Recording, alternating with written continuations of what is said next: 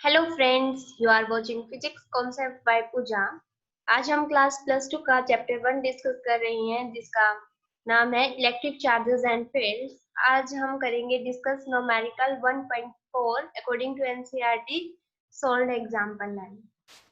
ठीक है, इस एग्जांपल में हमसे क्या कह रहा है, यहाँ पर देखो, हमें कुछ पहले इंफॉर्मेशन दी हुई है यहाँ से लेकर यहाँ तक।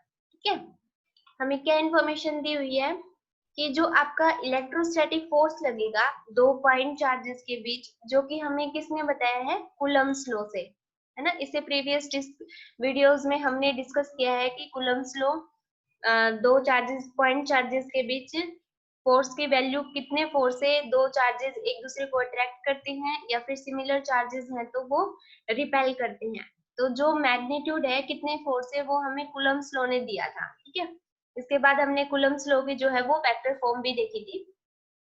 जिस तरह से इलेक्ट्रोस्टैटिक जो आपका +2 में फर्स्ट चैप्टर है, उसमें आपने कूलम्ब्स लॉ की हेल्प से दो चार्जेस के बीच फोर्स निकालने की वैल्यू जो सीखी है, उसी तरह से अपने क्लास +1 में ग्रेविटेशनल फोर्स दो पॉइंट मासेस के बीच जो लगता था वो हमें किसने दिया था, न्यूटन्स ने दिया था। वो हमने सीखा था न्यूटन्स लॉ में। ठीक है, तो मैं इन दोनों की वैल्यू लिख देती हूँ मैग्नीट्यूड की। जैसे कि आपने कूलम्ब्स फोर्स में जो इलेक्ट्रोस्टैटिक फोर्स है वो किसकी इक्वल पढ़ा है, वो आपने पढ़ा है के की वैल्यू कितनी होती है, 1/4 pi epsilon not. Epsilon not क्या है, परमिटिविटी फॉर फ्री स्पेस। इसके बारे में हम नेक्स्ट वीडियो में अच्छी डीप में डिस्कस करेंगे। इनटू में दो point charges Q1 Q2 upon में आर स्क्वायर। आर क्या है, इन दो पॉइंट चार्जेस के बीच जो डिस्टेंस है वो है आर। ठीक है, ये तो हमारा इलेक्ट्रोस्टैटिक फोर्स हुआ। और ग्रेविटेशनल फोर्स क्या है हमारे पास, ये हमने +1 में ग्रेविटेशन चैप्टर में सीखा था। आपको ग्रेविटेशनल फोर्स किसके इक्वल होता है, जी, जो कि यूनिवर्सल कांस्टेंट होता है। इसकी वैल्यू कितनी होती है, 6.67 इंटू 10⁻11 इंटू में टू पॉइंट मासेस के बीच ये लगता है m1 m2, दो मास हमने किए कंसीडर, और यहाँ पर अपॉन में आर स्क्वायर। आर क्या है, इन दो मासिक बॉडी के बीच का डिस्टेंस है। ठीक है, मान लो यहाँ पर चार्ज हमारे जैसे Q1 Q2 है, दो चार्ज, तो ये कितने सेपरेशन पे रखे हुए हैं, तो वो जो डिस्टेंस होता है वो हम आर लेते हैं यहाँ पर फॉर्मूले में। इसी तरह से अगर दो मासिक बॉडी है, ये m1 है और ये जो है वो m2 है, तो इनके बीच जो डिस्टेंस है उसको हम आर से डिनोट करते हैं।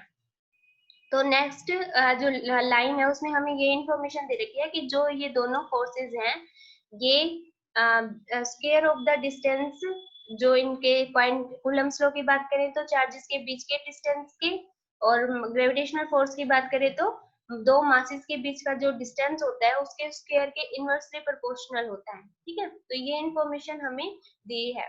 यहाँ पर देखो, आर स्क्वायर किसके है, इलेक्ट्रोस्टैटिक फोर्स के इनवर्सली प्रोपोर्शनल है। इनवर्सली प्रोपोर्शनल का क्या मीनिंग है, जैसे जैसे हम डिस्टेंस बढ़ाते जाएंगे इन दो चार्जेस के बीच, उतना ही हमारा फोर्स जो है वो कम होता जाएगा। और कितना कम होता जाएगा, सिंगल पावर पे भी नहीं, लीनियरली नहीं, बल्कि स्क्वायर ऑफ डिस्टेंस के स्क्वायर के इनवर्सली प्रोपोर्शनल है हमारे फोर्सेस। ठीक है, तो हमसे क्वेश्चन क्या पूछा है, फर्स्ट पार्ट, इस क्वेश्चन के दो पार्ट है, ए और बी। तो फर्स्ट क्वेश्चन हमसे पूछा है कि हमें स्ट्रेंथ कंपेयर करनी है दोनों फोर्सेस के रेशियो का, रेशियो निकाल के। ठीक है, क्योंकि कौन सा फोर्स जो है वो वीक है और कौन सा स्ट्रॉन्ग है, कौन से दो फोर्सेस में, एक तो इलेक्ट्रोस्टैटिक फोर्स में और दूसरा ग्रेविटेशनल फोर्स में, कौन सा जो है वो ज्यादा स्ट्रॉन्ग है। तो ये हम न्यूमेरिकल की हेल्प से देखेंगे। हम दोनों फोर्सेस का क्या निकाल लेंगे, रेशियो निकाल लेंगे। ठीक है, इस ए पार्ट में भी हमारे पास दो पार्ट्स हैं।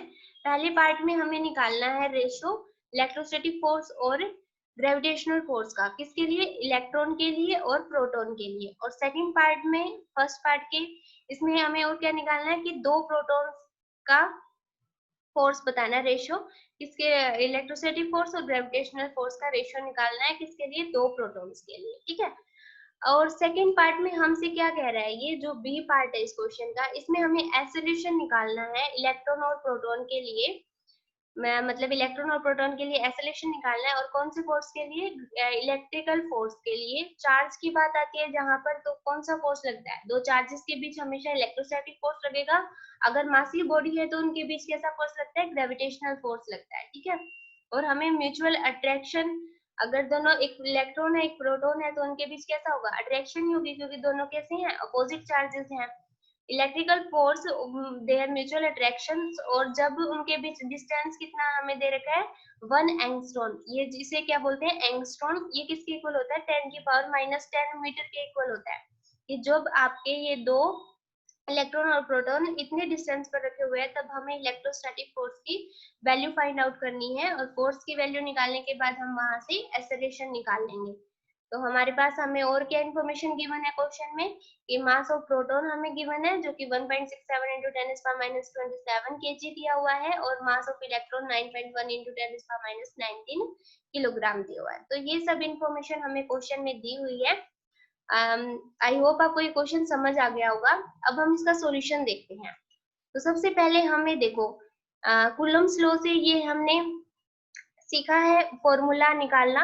ये क्या होता है, चार्ज ऑफ इलेक्ट्रॉन। सबसे पहले हमें इलेक्ट्रॉन और प्रोटॉन के लिए निकालना है ना, तो हम क्या करते हैं, चार्ज ऑफ इलेक्ट्रॉन रखते हैं, चार्ज ऑफ प्रोटॉन रखते हैं, और यहाँ पे जो के कांस्टेंट आता था उसकी वैल्यू किसकी इक्वल होती है, 1/4πε0 की इक्वल होती है। एप्सिलॉन क्या है, परमिटिविटी है, और नोट लगा दिया, इसका मतलब ये किसको रिप्रेजेंट कर रहा है, फ्री स्पेस को। और आर स्क्वायर क्या है, दोनों चार्जेस के बीच का डिस्टेंस है। इसी तरह से ग्रेविटेशनल फोर्स का फॉर्मूला हमने सीखा है, जी जो है वो यूनिवर्सल कांस्टेंट है, mass of electron mass of proton upon में आर स्क्वायर। तो ये दो फॉर्मूले हमें पता चल गए। हमें पहले पार्ट में क्या पूछा था, हमसे पूछ रहा है कि कौन सा जो फोर्स है वो वीक है और कौन सा स्ट्रॉन्ग है। तो हम इनके मैग्नीट्यूड का रेशियो निकाल रहे हैं, साइन को हम कंसीडर नहीं कर रहे, हमसे सिर्फ मैग्नीट्यूड पूछा है, तो हम मैग्नीट्यूड ही निकालेंगे, ठीक है। अब आपको पता होगा कि जो चार्ज ऑफ इलेक्ट्रॉन है और प्रोटॉन है वो नियरली सेम ही होते हैं दोनों का, बस साइन जो है वो अपोजिट होता है। तो हम यहाँ पर प्रोटॉन की जगह पे क्या ले लेते हैं, चार्ज ऑफ इलेक्ट्रॉन का स्क्वायर कर देते हैं, ठीक है। क्योंकि मैग्नीट्यूड की बात कर रहे हैं तो साइन को कंसीडर नहीं कर रहे, तो हम क्या है, चार्ज ऑफ इलेक्ट्रॉन का स्क्वायर कर देते हैं। अपॉन में इन दोनों को डिवाइड करेंगे तो आर स्क्वायर से, तो आर स्क्वायर कैंसिल हो जाएगा। यहाँ पे क्या बचेगा, 4πε0, और ये g और मास ऑफ प्रोटॉन और मास ऑफ इलेक्ट्रॉन। अब इन सब की वैल्यू हम यहाँ पर पुट कर देंगे। ये बात समझ आएगी आपको। यहाँ पर मैंने क्या, वो e का स्क्वायर क्यों किया है, क्योंकि जो आपका चार्ज ऑन इलेक्ट्रॉन है वो कितना होता है, 1.6 इंटू में 10⁻⁻19 होता है, ठीक है। ये हम नेगेटिव में लेते हैं। और इसी तरह से ये चार्ज ऑन प्रोटॉन कितना हो जाएगा, ये पॉजिटिव वैल्यू होती है, प्लस का 1.6 इंटू 10⁻⁻19 होता है, ठीक है, -19 कूलम। चार्ज की यूनिट क्या होती है, कूलम। तो यहाँ पर हम देखो साइन को कन्वेंशन नहीं करेंगे, कंसीडर नहीं करेंगे, हम सिर्फ मैग्नीट्यूड निकालने हैं। तो ये दोनों वैल्यू तो क्या ऐसी है, सेम ही है, तो इसलिए मैंने यहाँ पर एक का ले लेंगे, किसी का भी ले सकते हैं, और विद साइन नहीं लेना है, तो इसलिए मैंने चार्ज ऑफ इलेक्ट्रॉन का लिख के उसका स्क्वायर कर दिया है, ठीक है। अब हम यहाँ पर वैल्यू पुट कर देते हैं। यहाँ पर देखो क्या, वो ई स्क्वायर है, तो चार्ज ऑफ इलेक्ट्रॉन कितना होता है, 1.6 इंटू 10⁻⁻19 का स्क्वायर है ये यहाँ पर, ठीक है, ये स्क्वायर है यहाँ पर। और इनटू में 1/4πε0 की वैल्यू कितनी होती है, 1/4πε0 की वैल्यू होती है, हमने डिस्कस की थी ये फर्स्ट लेक्चर में ही, 9 इंटू 10⁹ होती है, ठीक है। तो हमने ये वैल्यू 1/4πε0 की दी थी, 9 इंटू 10⁹। फिर यहाँ पर हमारे पास ये क्या है, g की वैल्यू है 6.67 10⁻11, और ये हमारे पास मास ऑफ प्रोटॉन है, और ये क्या है, मास ऑफ इलेक्ट्रॉन है, 9.1 इंटू में 10⁻31 kg होता है, ठीक है। तो जब आप इनको कैलकुलेट करोगे तो आपके पास रिजल्ट आ जाएगा ये 2.4 इंटू 10⁻39, ठीक है। ये तो हमने रेशो निकाला है जब हमसे बोला गया था कि एक इलेक्ट्रॉन है और एक प्रोटॉन है, तब आपका जो इलेक्ट्रोस्टैटिक फोर्स है वो ग्रेविटेशनल फोर्स से कितना स्ट्रॉन्ग है। तो यहाँ पर हम देख रहे हैं कि जो इलेक्ट्रोस्टैटिक फोर्स है वो ग्रेविटेशनल फोर्स से 10⁻39 टाइम्स स्ट्रॉन्गर है। ये बात है जब हमने एक इलेक्ट्रॉन लिया है और एक प्रोटॉन लिया है। अब हमसे सेकंड पार्ट में कह रहा था, ए के ही सेकंड पार्ट में हमें फाइंड आउट करना है दो प्रोटॉन्स के लिए।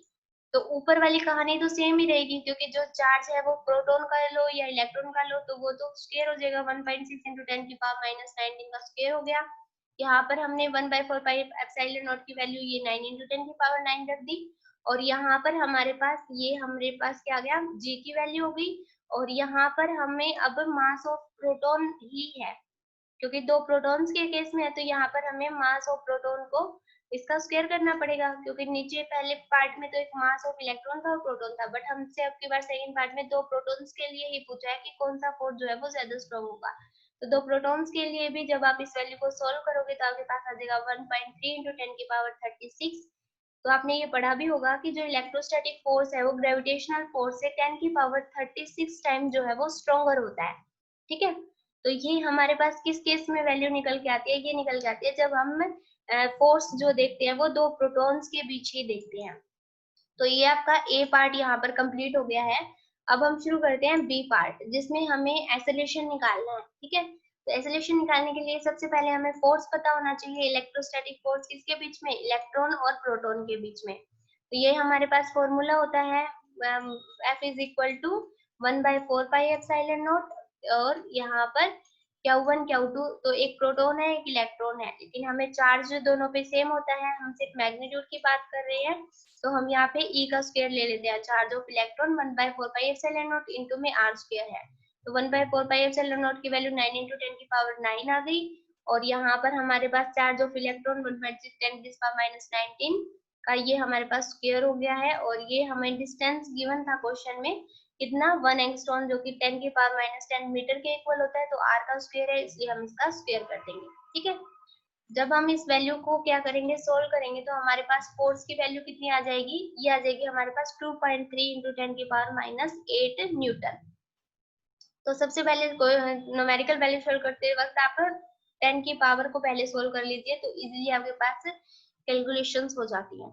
तो अब हमें पता है कि न्यूटन के सेकंड लॉ से जो है force equal to mass into acceleration के इक्वल होता है। तो फोर्स कैसी क्वांटिटी है, वेक्टर क्वांटिटी है। तो यहाँ पर मास इनटू एक्सेलरेशन, यहाँ से एक्सेलरेशन कैसा आ जाएगा, फोर्स अपॉन मास के इक्वल आ जाएगा। ठीक है, अपॉन फोर्स अपॉन मास के इक्वल आ जाएगा। फोर्स की वैल्यू हमने अभी निकाली ही है, फोर्स की वैल्यू कैसे निकाली है हमने। ठीक है, तो यहाँ पर फोर्स की वैल्यू ये निकाली है 2.3 × 10⁻8 न्यूटन, और ये हमारे पास जो है वो हम इलेक्ट्रॉन की बात कर रहे हैं, हम एक्सेलरेशन निकाल रहे हैं इन केस ऑफ इलेक्ट्रॉन। तो मास ऑफ इलेक्ट्रॉन ही लेंगे पहले, यहाँ पर मास ऑफ इलेक्ट्रॉन कितना है 9.1 × 10⁻31। जब आप इस वैल्यू को सोल्व करोगे तो आपके पास आ जाएगा 2.5 × 10⁻22 मीटर पर सेकंड स्क्वायर। ये एक्सेलरेशन की वैल्यू आ गई इन केस ऑफ इलेक्ट्रॉन। और जब प्रोटॉन के केस में एक्सेलरेशन निकालोगे तब आपके पास जो यहाँ पर मास रखोगे वो किसका रखोगे, प्रोटॉन का रखोगे। तो ये फोर्स की वैल्यू हमने निकाली ही है इलेक्ट्रोस्टैटिक फोर्स फॉर्मूला लगा के। इलेक्ट्रोस्टैटिक फोर्स इतना हुआ है, आया था प्रोटॉन और इलेक्ट्रॉन के बीच, और ये मास ऑफ प्रोटॉन है। तब आप इसको सोल्व करोगे तो एक्सेलरेशन आ जाएगा 1.4 × 10⁻19 मीटर पर सेकंड स्क्वायर। ये आपका एक्सेलरेशन आ गया प्रोटॉन के केस में। ठीक है, तो ये जो न्यूमेरिकल आपका था ये आपका कूलम्ब्स लॉ से रिलेटेड था, और इसमें हमें कंपेयर पहले पार्ट से हमें क्या इन्फॉर्मेशन मिलती है कि जो आपका इलेक्ट्रोस्टैटिक फोर्स है वो 10⁻39 स्ट्रॉन्गर होता है ग्रेविटेशनल फोर्स से। वो हमारे पास केस था किसके लिए, इलेक्ट्रॉन और प्रोटॉन के लिए। और सेकंड केस में प्रोटॉन्स के लिए जब हम दो प्रोटॉन्स लेते हैं तब हमारे पास जो फोर्स की वैल्यू आती है वो 10⁻36 टाइम जो है आपका इलेक्ट्रोस्टैटिक फोर्स जो है वो स्ट्रॉन्गर होता है ग्रेविटेशनल फोर्स से। और सेकंड पार्ट में हमने क्या किया, एक्सेलरेशन निकाला है इलेक्ट्रॉन के लिए और प्रोटॉन के लिए। एक्सेलरेशन निकालने के लिए हमें पहले क्या निकालना पड़ेगा, फोर्स निकालेंगे। तो ये फोर्स जो है वो हम कूलम्ब्स लॉ से का फॉर्मूला यूज करके निकाल सकते हैं। तो इस तरह से आप इस न्यूमेरिकल को समझ सकते हैं। आई होप आपको ये न्यूमेरिकल समझ आ गया होगा। Thanks for watching. If you like the video please share and subscribe.